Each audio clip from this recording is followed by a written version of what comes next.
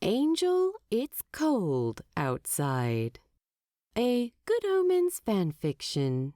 Written by theycallmeDernhelm, on your left, 084.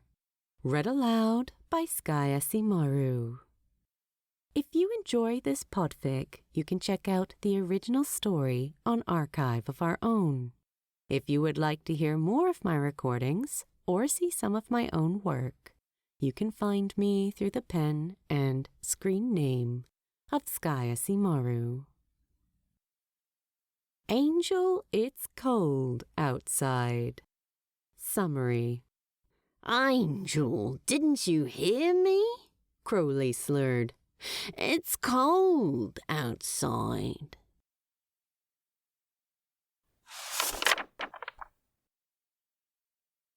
It didn't often snow in London, but Aziraphale considered it just his luck that when it did, he happened to have his wily adversary in the bookshop making a house call.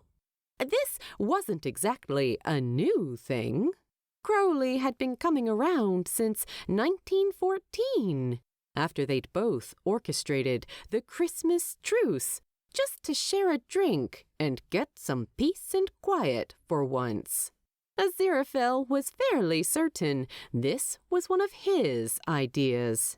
Remembered encouraging Crowley away from chaos for once. Think about it, dear boy. You deserve a break after all the discord you've been fomenting since the start of the war. And I get a bit of a holiday too if I'm not trying to thwart you. Why don't you start a few rousing Christmas carols, and I'll blithely suggest a gift exchange. But now he was wondering whether this tradition of theirs was starting to bite him in the backside. Crowley was, at this moment, overstaying his visit. Tomorrow was Christmas. Aziraphale had a full day ahead of him, ensuring the continuance of peace and goodwill on Earth. He couldn't very well get started with a demon on the premises. In any case, what if one of his colleagues found out? Crowley always knew the risks. He knew when to leave, when to make himself scarce. It was just that tonight, tonight, Crowley was very, very drunk. I always say, he said, from a very undecorous, upside-down position on an armchair, that reindeer should be impossible. Impossible! There's practically a tree and a horse. Can't be two things.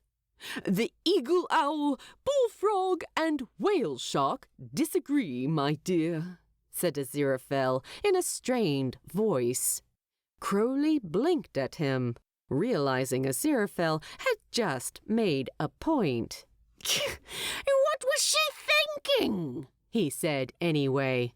When she put branches on their heads. Don't they get all tangled in things? They find their ways, Aziraphale replied patiently. He put down his glass of eggnog and got to his feet. And now, inebriated as you are, I'm afraid you must get going. Get going? Sputtered Crowley.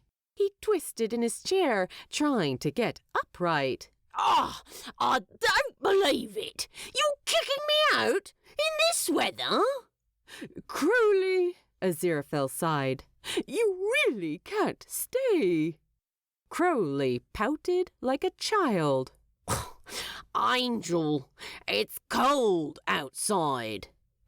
You have to go away, Aziraphale said firmly, dragging Crowley to his feet. It wasn't hard, with his strength, to deposit Crowley right way up, and even steady him when he swayed a little. Oh, Angel, didn't you hear me? Crowley slurred. It's cold outside. He stumbled, clutching the lapel of Aziraphale's cardigan. Aziraphale caught the whiff of whiskey-scented breath. Oh, I'm not falling for your wiles this time, serpent. So you're saying you didn't enjoy my company at all? Whined Crowley. Aziraphale quickly backtracked. Oh, well, I didn't say that. Crowley was his only friend, after all. He did enjoy his company. He just couldn't have it all the time. This evening has been so very nice. Oh! He was surprised by Crowley reaching down to grab for balance and landing on his hands. After the initial shock, Aziraphale realized that Crowley's hands were warm. Oh, Crowley said, looking up at him with big yellow eyes. Your hands are cold, just like ice. Well, Aziraphale said, I did forget to wear my gloves. Quite hard to turn pages with them, after all. Now, let me show you to the door. Oh, Angel, come on. It's bad out there, Crowley wheedled. Then, quite suddenly, his face changed, going from annoyed to awestruck in a moment. Wow. Wow what? Aziraphale said irritably. Your eyes are like starlight now, Crowley said in a stunned voice. He cleared his throat. And your hair looks swell. It was an unexpected compliment. Aziraphale could count on one hand the occasions when Crowley had complimented him over the last 6,000 years. And he wasn't sure which of those had been sarcastic either. This one, however, seemed as honest as they could get. Thank you, he responded, as a stiff breeze rattled the windows and sent snowflakes hurtling past. Let me stay, please, Crowley pleaded. Just until the snow lets up. I'm a snake. I'm cold-blooded. Are you going to throw me out in that mess and let me freeze to death? I ought to say no, sir. Mind if I move in closer? Mumbled Crowley, shouldering close to Aziraphale somewhat apologetically. Poor thing, his teeth were actually chattering. Was this genuine, like the compliment he made? Or was it a clever ploy to stay longer and drink Aziraphale's entire liquor collection dry? Aziraphale had no way to know right away, but he did know that Crowley, his friend, was cold. Nobody has to know, Crowley continued. Anyway, your side finds out I was here. You tell him I was just too good, you know? Tell him I was too sneaky and I brought this wine. I would tell them that I attempted to eject you from my business immediately, Aziraphale said firmly. Yeah, but you failed. Aziraphale sighed, exasperated. Oh, well, at least I can say that I tried. Crowley grinned. What's the sense in hurting my pride? God strike them both. He was actually snuggling into Aziraphale right now, seeking the warmth from him. This is wrong, screamed a shrill, Michael-like voice in the back of his head. But he lifted his arm, and Crowley fit right perfectly under there. And oh, it felt so right. It felt safe. Crowley, you know you really can't stay, right? Sometimes Aziraphale hated himself, and how easy it was for him to remain reasonable. Angel, it's fucking cold outside. You simply must go. But The answer is no. I have welcomed you to my home as an expression of goodwill, but I'm afraid I can't let you take any more advantage. So please. He gestured toward the door. but look out the window at that storm! Exclaimed Crowley, flinging an arm wildly toward the window. Aziraphale was determined to put his foot down. I know you can miracle it away, Crowley. There isn't anything left for you to do around here. My side will be suspicious. Crowley, he snapped, noticing the redhead's gaze dropping slightly, his eyes unfocusing. Are you even listening to me? Crowley blinked. Gosh, your lips look delicious. I beg your pardon? It all happened too fast, as things usually did when Crowley was involved. Aziraphale was surprised by how close he was all of a sudden. The press of his lips, the taste of whiskey, the wetness, the sloppiness, the honesty. And it was terrifying in so many ways, not the least of them the fact that Aziraphale now knew a sliver of the feelings that his best friend, his only friend, harbored toward him. Oh, they would be in so much trouble. And again, he hated how easy it was to remain reasonable. But somebody had to be. No, Crowley, Aziraphale said firmly. He planted a hand on the center of Crowley's chest, pushing back just a little. What's gotten into you? All right. I'm leaving. I'm gonna sober up and I'll go. You know I'm gonna freeze out there. I'll lend you a coat. It's up to my knees out there. Lucky you're driving, then. Listen, I'm sorry. I don't mean to be rude. For what it's worth, you've really been grand, he added pacifically. But don't you see? Crowley pouted again, looking comically betrayed. How can you do this to me? Something tugged at Aziraphale's heartstrings, just a little. It's enough of a risk that you came over in the first place, let alone stay so long.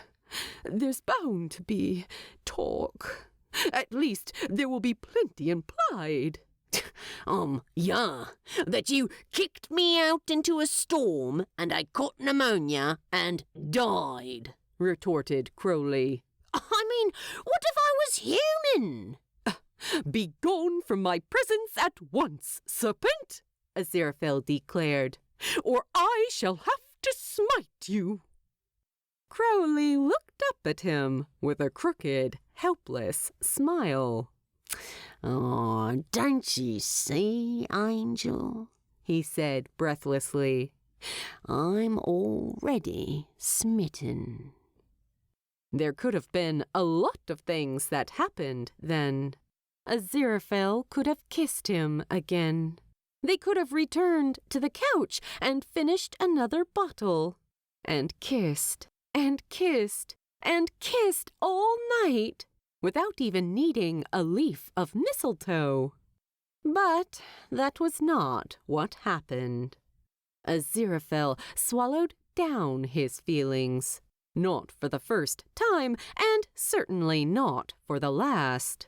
He took Crowley's arm and steered him toward the coat stand in the foyer. You're quite drunk, dear boy. You'd better be going. Going, Crowley mumbled. Yeah. Aziraphale gently lifted off Crowley's greatcoat, his long, blood-red scarf. They were, like all of Crowley's things, perfectly tailored, impeccable down to the last stitch. Aziraphale knew it tapered just so around the waist, accentuating Crowley's slender figure, the big lapels making his narrow waist seem even wider. Even after sobering up with a miracle, Crowley seemed too disoriented to put it on himself. So Aziraphale helped him. "I really can't stay, can I?" he said wretchedly, as Aziraphale straightened the collar. The angel looked genuinely sorry. "I'm afraid not." "Right. Good night, then." Crowley put his sunglasses on with a snap. "Merry Christmas, Angel." He slunk out the door and into the Bentley, and it was only after the roar of the engine died in the distance that Aziraphale released the breath he had been holding all this time.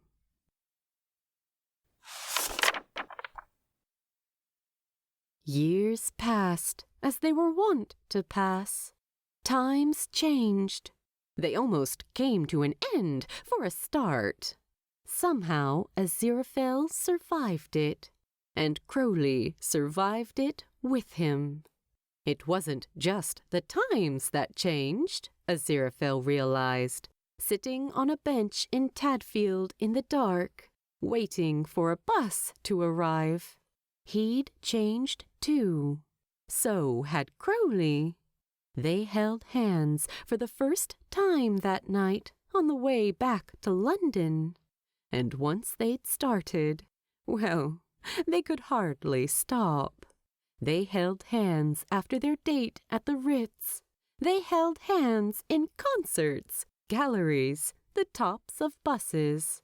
They held hands as they sat side by side in the Bentley, and at Crowley's favorite movie theater, and on the couch tonight, as the record player played a cappella Christmas carols and the lights they'd put on the tree blinked cheerfully. And it was snowing again, like that night all those years ago. They didn't talk about it. They didn't have to. Crowley snuggled up to him, wearing a pair of felt reindeer horns and a truly abhorrent Christmas jumper. This time Aziraphale pulled him close. "Angel," he purred, sleepy and content. "It's cold outside."